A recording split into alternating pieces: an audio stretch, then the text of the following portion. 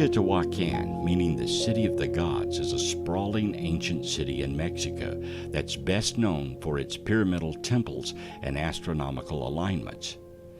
Built more than 2,000 years ago, Teotihuacan's age, size, and complexity can make it seem otherworldly. Scientists suspect that over centuries, a mix of cultures, including Maya and Mixtec, built the city that could house more than 100,000 people. With its murals, tools, transportation system, and evidence of advanced agricultural practices, Teotihuacan is often considered much more technologically developed than should have been possible in pre-Aztec Mexico. By far the most well-known of Teotihuacan's buildings is the massive Pyramid of the Sun, one of the largest such constructions in the Western Hemisphere. The pyramid's curious alignment is believed to be based on calendrical cycles. What inspired them to build this? Could it have been an alien intervention?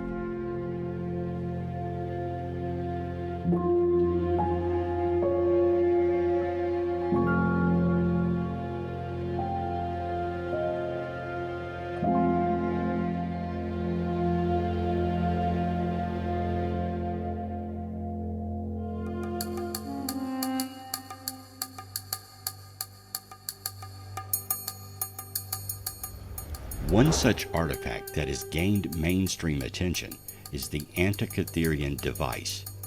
It is now known it is a clock, an astronomical computer. It was found in a shipwreck off Greece, so its exact age is unknown, but we know it is very old. The device is very complicated and has cogs that turn precisely to track the sun and planets, including planets that were not known to exist in antiquity. Yet someone made this, crafted it together, and designed it to be very accurate. Modern reproduction models of this device are very precise. Who made this? How old is it? Where was it used and by whom? It's one of the many questions historians tackle as they study it. So far, archaeologists and science is baffled.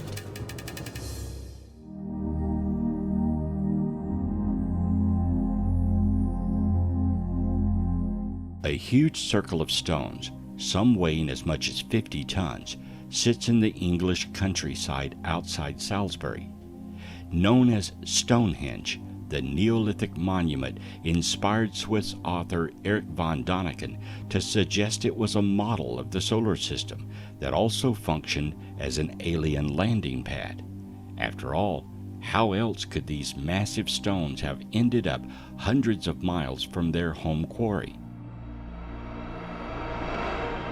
No one knows what exactly the meaning of Stonehenge is, but as with all the other sites in this collection, the explanation could be aliens. Instead, scientists have demonstrated it's actually possible to build such a thing using technologies that would have been around 5,000 years ago when the earliest structures at the site were built. But would they know to do it?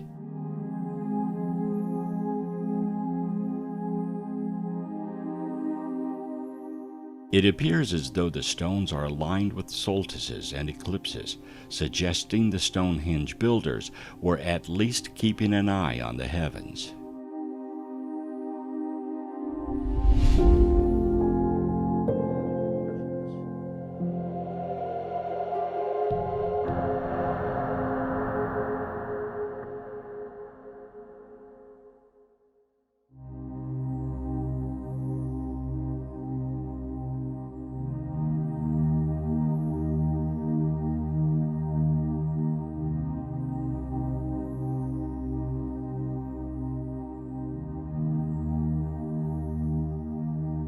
The popularity of the ancient alien architect theory has grown to great prevalence.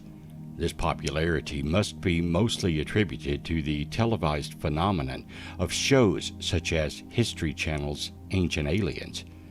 Some sources of information on the topic are found on websites such as theancientalien.com. and archaeology books like Graham Hancock's Fingerprints of the Gods and Andrew Collins' Göbekli Tepe, Genesis of the Gods. No matter the popularity of the theory, it is indeed extraordinary. The belief in the ancient alien architect theory defies all bounds of modern scientific knowledge, rejecting traditional accepted requirements for a legitimate scientific theory sometimes. There is no physical or historical proof that provides definitive evidence to support the theory, and yet it holds. No matter your personal opinion on the theory, it is undeniably rampant, controversial, and extraordinary, and it may very well be true. For those who hold stock in the ancient alien architect theory, explanations abound. For example, at the time at which so many of the ancient monuments in question were built, our perception of the necessary technology was not invented. This begs the question as to how our ancestors managed such a feat. Additionally, many of the monuments, Egyptian pyramids, Easter Island heads, etc., have curiously precise alignments with the stars and patterns of the sun. Without telescopes or geometric equipment, this type of precision seems highly unlikely for humans to muster on their own. Interpretations of cave etchings and hieroglyphics seem to reveal images of helicopter-type vehicles and structures reminiscent of a flying saucer. Had our ancestors not been visited by ancient alien architects, how and why would these images appear? Lastly, there is undeniable similarity between structures that were built hundreds and thousands of years and miles apart. Without ever having seen these other locations, how did our ancestors duplicate them? To those who accept the ancient alien architect theory, it seems that the only logical explanation to these mysteries was the visitation of higher intelligence race of aliens. On the other hand, there are many who reject the idea of the ancient alien architect theory. From a technological standpoint, it is true that scientists are still working on figuring out how exactly our ancestors managed such large architectural feats. However, modern discoveries and research has uncovered explanations and theories based in legitimate scientific process. For example, a recent study based out of Egypt led to the discovery that water can be utilized to make the transportation of heavy blocks easier. This sheds light of the question as to how our ancestors managed to move such heavy objects without modern-day technology. Circumpolar stars such as Polaris and lines of rope could have been utilized as a method of aligning the buildings so precisely with star patterns. While scientists and archaeologists acknowledge that these actions would have been difficult, they would not have been impossible. Documents and building plans have been found in places such as Egypt as well, describing the large workforces utilized in these projects. For those who reject the theory, they see no actual evidence of its claims. They seek proof in traditional and logical scientific process. Those who believe the ancient alien architect theory are not alone. Believers come from every walk of life, every age, and every socio-economic status. There is a social fascination with the topic, and it is widely popular across many platforms. Social media, television shows, blogs, and even support groups devoted to the theory allow believers to hold strong. The prevalence of the show Ancient Aliens undoubtedly attracts many to this theory. Movies like The Day After Tomorrow and Independence Day, while not focused primarily on ancient architects, promote fascination with alien conceptualization. All of these platforms make it hard to ignore the topic and allow believers more and more outlets to solidify their convictions.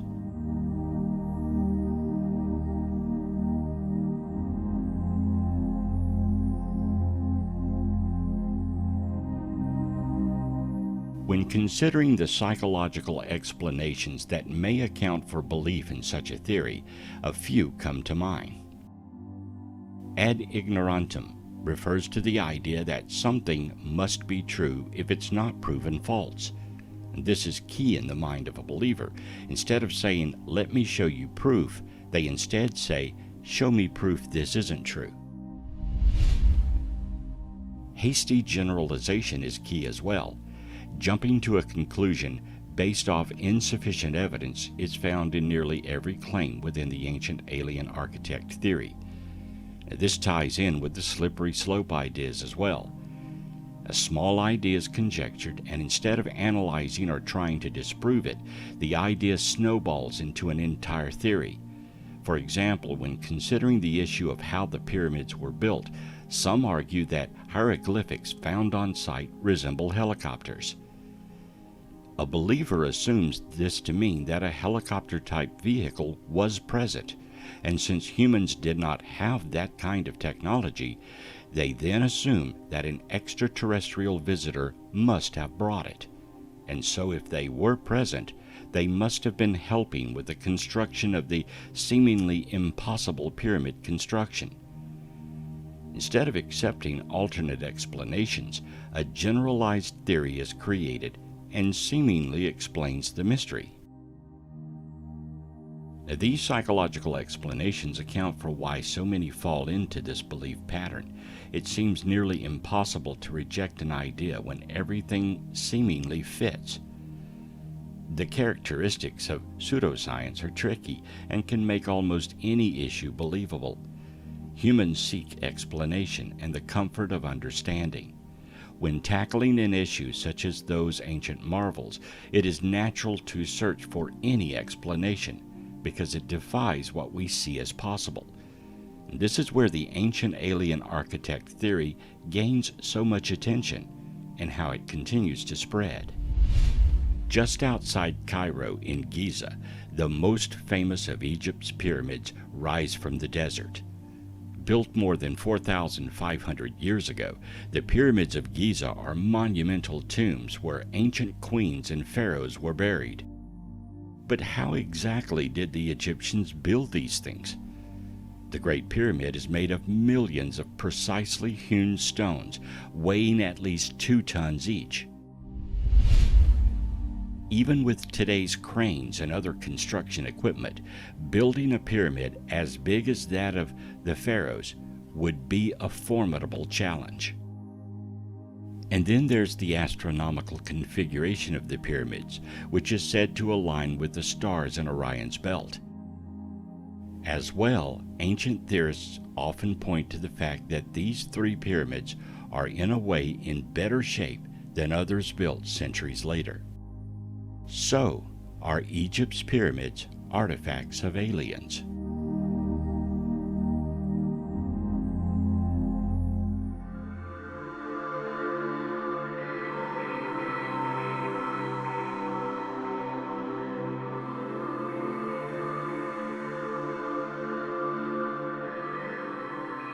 Today, you can find just about any place with a quick Google search.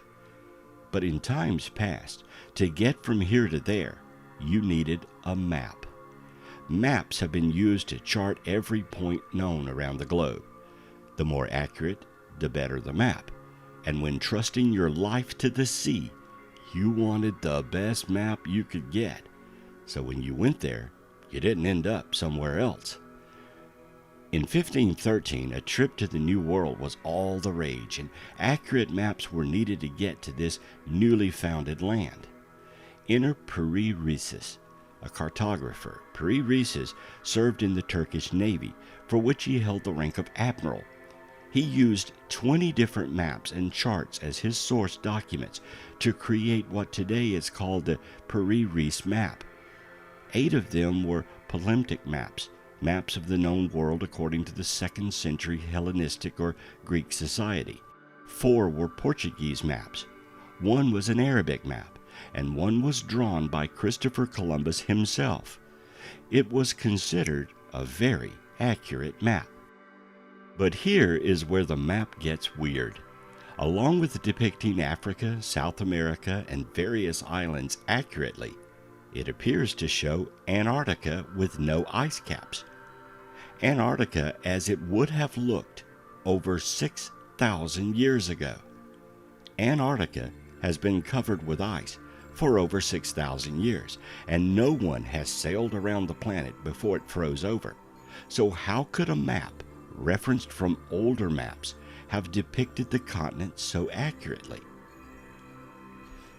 Modern satellite mapping, which can peer through the ice, confirms the map is accurate. It correctly shows the outline of Antarctica as it is under the ice. Piri had referenced a map that displayed Antarctica correctly. So where did that map come from? Who would have known in 1513 that Antarctica is a continent and not just a huge landscape of ice? Who could have mapped it over 6,000 years ago when no one could see it and tell it was a continent? No one knows. It's a huge mystery. And now you have a new map to ponder over.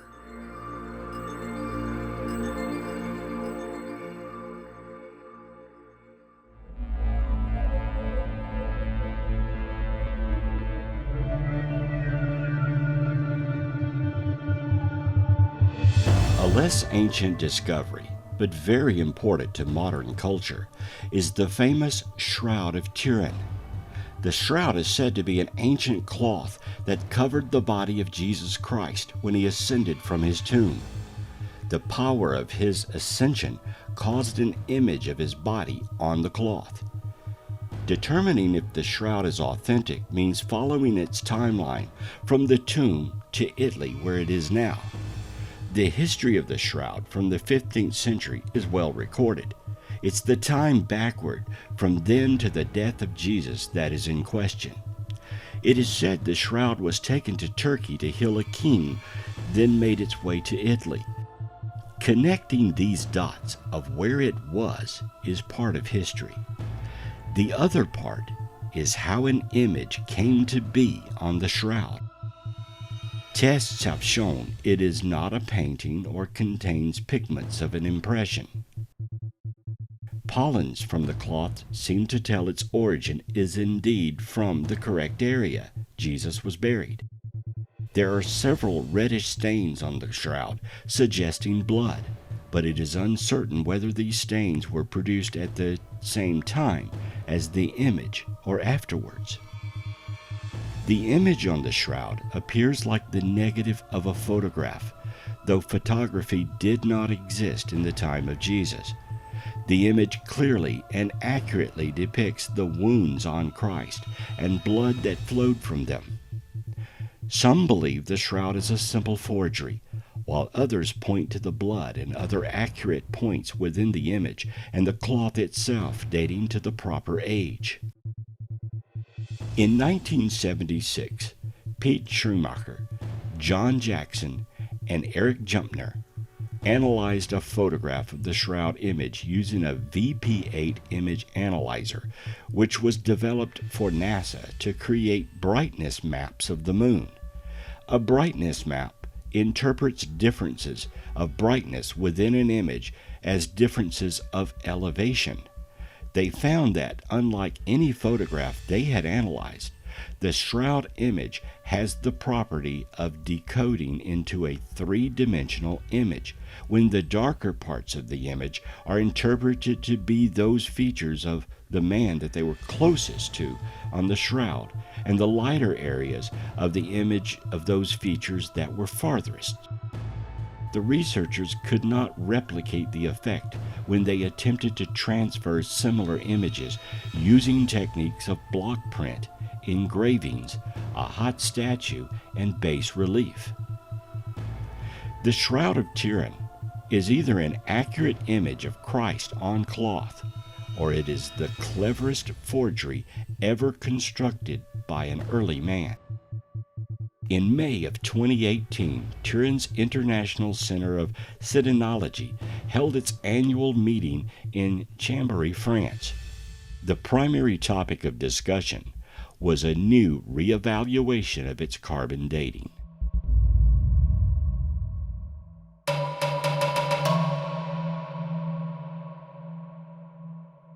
Giant walls are built to keep people out, or keep people in.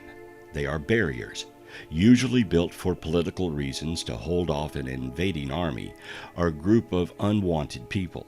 In some cases, they may be used to house people or protect animals. In any case, a wall is something of a huge discovery in archaeology. If you ever find yourself driving through Rockwall, Texas, you may ask yourself why this suburb of Dallas is called Rockwall. Well, there is an ancient wall there. You can't see it because it's buried, but it's there. For over 160 years, scientists have claimed the wall is nothing more than a natural formation. Most people living in Rockwall, Texas, do not even know that their city is named after an ancient rock wall city, complete with a skull of a giant that was found while some people were digging a well looking for water a long time ago. The wall is an almost perfect rectangle, 4 miles wide and 7 miles, encompassing more than 20 square miles long, with most of the wall being buried. The top of the wall, at all outcroppings found to date, have a uniform elevation of 550 feet above mean sea level. Mary Patty Wade Gibson is the granddaughter of T.U. Wade, founder of the wall at the Rockwall County Historical Foundation. She described the additional digging her grandfather and other men did at the home site. In her description were cubicles or rooms constructed of stone which you could walk through and would reach a corridor which seemed to run in a direction into the hill that the town square sits upon. She told of an incident in 1906 of 2 unidentified men digging out the corridor which had apparently been filled with erosion. Their intent was to reach a room or cavity under the town which might be full of gold, apparently derived from a story from Indian legend. The ceiling of the corridor had steep slopes, describing a Gothic-type arched ceiling, much like the Mayans built, and the further into the corridor the 2 men excavated, the steeper the slope of the ceiling became. Consequently, the men, fearful of a structural failure, abandoned their search for gold. Mary Patty Gibson also says that during her grandfather's exploration of the wall, he discovered on the outside the wall went straight down. On the inside, she described the wall going down to about 40 feet, curves inward, and becomes much thicker. Additional information provided by the daughter of the late Mr. Deweese, an early settler of Rockwall, who described a doorway with a diagonal-shaped stone in the wall at the Wade residence on Highway 66. This portion of the wall was open to visitors from 1936 until the late 1940s and was consequently backfilled because of dangerous structural conditions. In 1949, a Mr. Sanders of Fort Worth, Texas, did an excavation of the wall. From this excavation, 4 large stones were brought up, with the largest weighing approximately 2 tons. On these stones were found inscriptions with what appear to be pictographs. The Dallas Morning News on the 5th of November 1967 reported that back in the 1920s, T.H. Meredith said a well was dug on his farm just east of the town of Rockwall, and Mr. Meredith declared that the digging went alongside a masonry wall which seemed to have an arch over a doorway or window. Metal rings were found at the site, which was composed of tin, titanium, and iron, embedded in the rock. You can see it in this photo just above the pickaxe.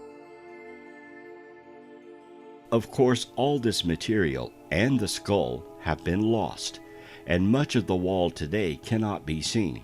It's also unlikely any modern excavations will happen because the town has grown and is now an urban section next to Dallas. But if you drive through Rockwall, Texas, you can think about what mysteries may lie just a few feet below your car.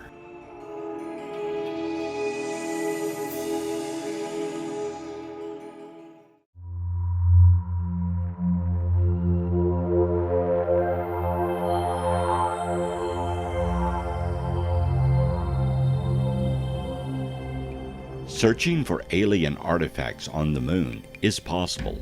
If there was alien technology in the solar system, this is a good place to look because the lunar surface is relatively stable. We search right here on Earth for artifacts in the genomes of terrestrial organisms. This might be as simple as a message uploaded into the DNA sequence of a microbe. Human scientists now do this all the time. Or in the existence of a shadow biosphere, implanted here, say 100 million years ago. However, there is a risk that we might not even recognize alien life or technology if we discovered it.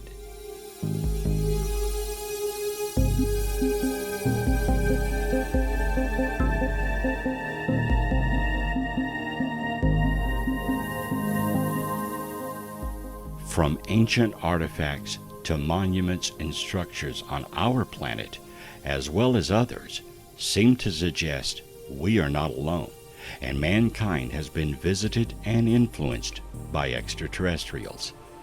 Perhaps one day we will be able to travel back in time and see where such structures and artifacts came from.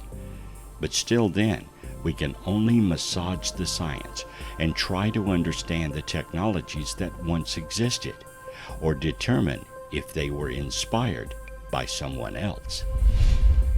We live in a wondrous world with mysteries and questions all over the globe. But when it comes down to it, the only real question is, what do you believe?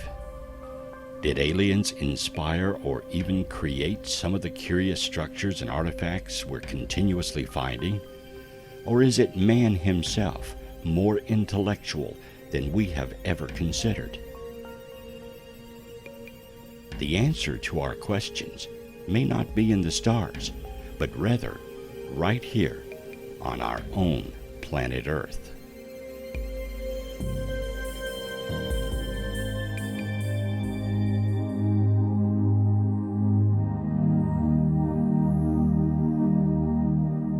Outside the old Inca capital of Cusco, a fortress rests in the Peruvian Andes, built from enormous stones that have been chiseled and stacked together like a jigsaw puzzle.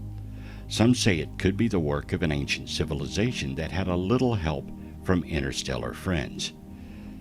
The 1,000-year-old interlocking fortress walls are made of rocks that weigh as much as 360 tons each, and which were carried more than 20 miles before being lifted and fit into place with laser-like precision.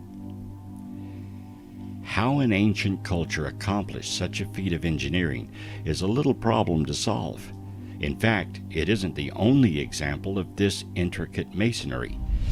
Similar walls exist throughout the Incan Empire, including one in Cusco where a 12-angled stone has been carefully wedged into place. Did aliens help with or inspire the creation of these monumental structures? It's unlikely the Inca had this technology.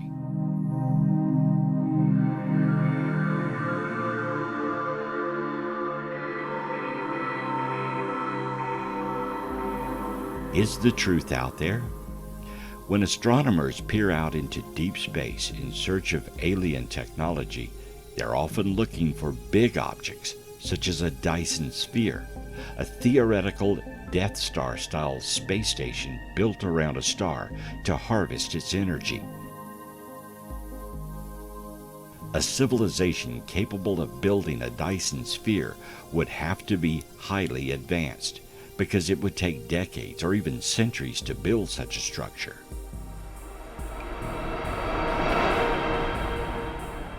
Jason T. Wright, Associate Professor of Astronomy and Astrophysics at Penn State University, became world famous after speculating that the mysterious behavior of a distant sun called Tabby's star was caused by a megastructure moving in front of it, although this hypothesis has been dismissed.